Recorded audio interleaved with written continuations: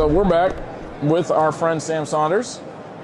Going to do a little bit of our some swing analysis breakdown. Sam's been on tour for 15 years, played a little bit, had a little bit of success, had a lot of bit of fun, I think, and really excited to have you with us, have you helping out, have you with the booth. Talk to us a little bit about just the change you've gone through from tour player to really tour coach, working with Eric too, and then we'll break down some swing and stuff. So tell us a little bit about what you've been up to recently. Yeah, so it's been a really cool transition for me. Love playing golf, still love to play, and still trying to get better every single day. That's what's cool. Don't have to just be trying to make a living doing it now. Doing some coaching. Eric was my eyes on the PGA Tour 2018, my best year on tour. Eric coached me the whole year, and he's having quite the run out there now. So it's cool to be able to keep an eye on him, and even though when I'm not with him, he can send me videos and we work remotely. But he's just got quite a bit of success going, and just a simple pure golf swing here.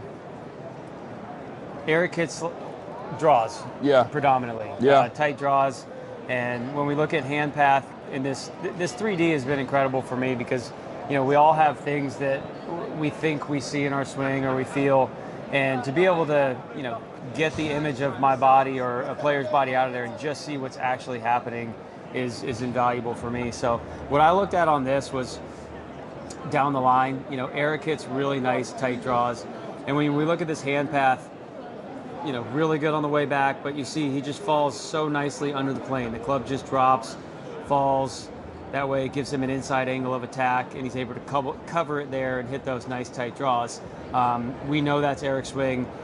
I've been working with him on trying to hit more high fades so that he can access more hole locations on tour. So, being able to look at this and say, if he wants to hit that high draw, he can just work on more of a neutral plane where he's, bringing it right back down and less from the inside to be able to hit that high draw. Because when I look at my swing on here. This one here? Let's see. Hand path? Yeah, you scroll through it. But from here, there's no denying. When you see that path and it's visualized right in front of you like that, there's no denying what's happening there. And it's given me an ability to make more significant changes in my swing. Yeah. And, because you've got that information right in front of your face, and it's undeniable when you see it. So it's been, really helpful for me as a tool with Eric, with some of the other players I'm coaching.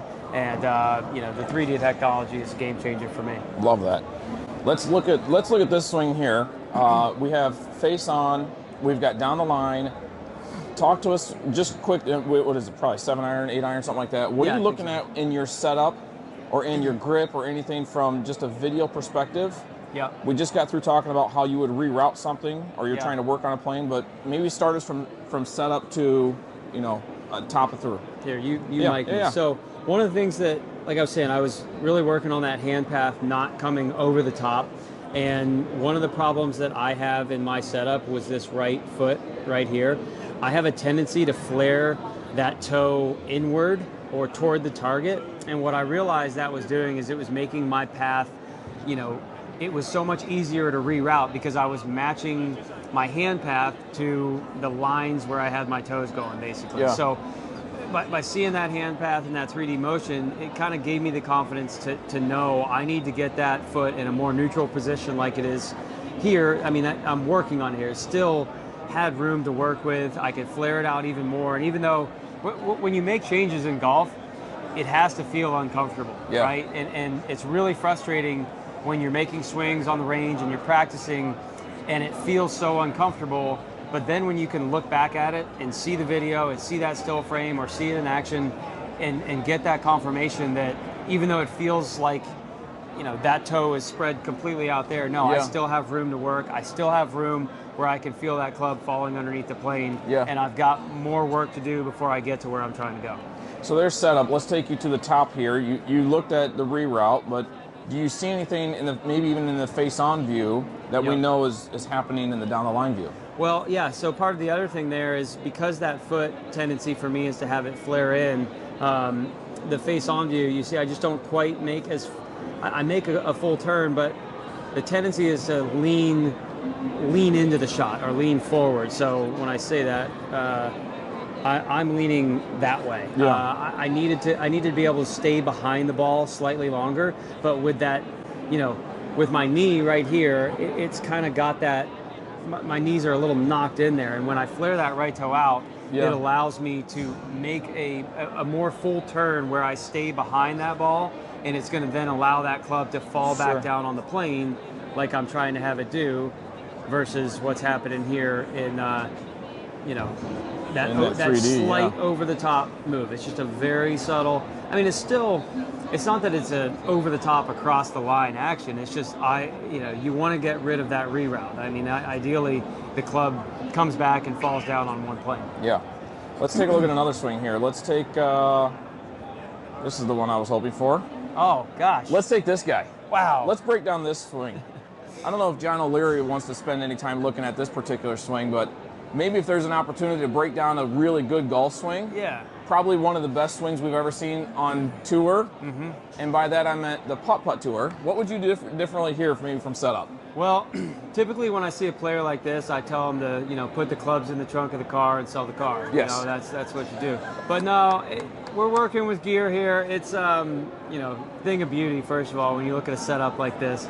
No, so gear has a tendency, it's more of a setup issue with gear, right? So gear has a tendency to aim to the right, come across the ball.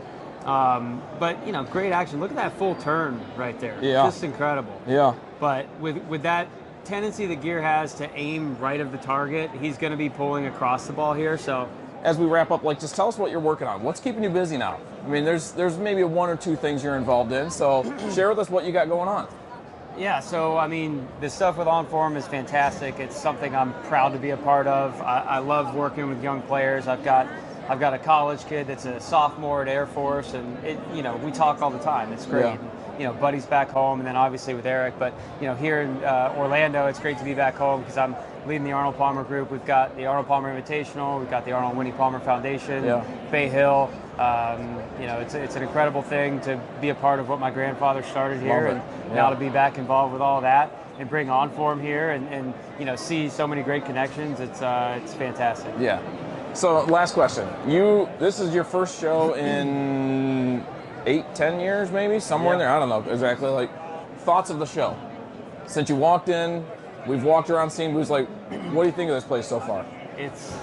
It's pretty amazing that there's this many people that just love golf, and it's awesome. It's inspiring. It makes you want to stay connected to the game. And it makes me feel like even though I'm not playing anymore, there's still so much good to be done in the game of golf, and there's so many people out there that want to help it grow, see things get better, and that's exactly what Onform's doing. The whole reason I got involved with this because I thought, this is a way where people can access the game, they can get better, it's affordable, it's easy to use, and it's all about growing the game for me, and that's why this is a good fit. That's it.